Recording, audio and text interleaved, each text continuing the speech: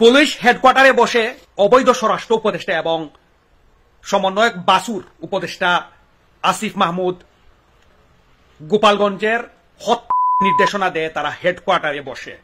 প্রমাণ সহকারে আমি ছবি দিয়ে দিলাম, আপনারা প্রমাণ সহকারে দেখে নিন কিভাবে তারা বসে গোপালগঞ্জের কোন জায়গায় কিভাবে কি হত্যা করবে, কোন জায়গায় ককটেল মারবে, কোন জায়গায় সব নির্দেশনা তারা এখানে বসে দিচ্ছে। এই খুনিদেরকে বসানো হয়েছে দেশের মসনদে। এই স্বরাষ্ট্র উপদেষ্টা সে এমনিতে সংবাদ সম্মেলনে আসলে বোঝা যায় সে কিছুই জানে না, সে একটা আইন সম্পর্কে জানে না, কিন্তু সে হচ্ছে আসল কালপিট, সে হুকুমদাতা, এই গোপালগঞ্জে আজকের হত্যাযজ্ঞের হুকুমদাতা। হেডকোয়ার্টারে বসে ম্যাপ করতেছে কোন জায়গায় কাকে কিভাবে হত্যা করবে, কিভাবে নির্দেশনা দিচ্ছে এখানে বসে বসে।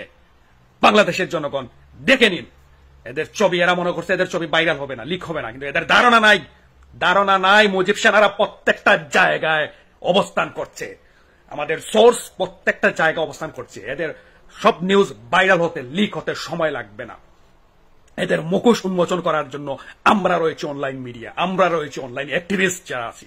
দেখে নিন এদের মুখোশ, কারা হত্যাকারী, কারা জঙ্গির রাজত্ব কায়েম করছে দেশে, দেখে নিন।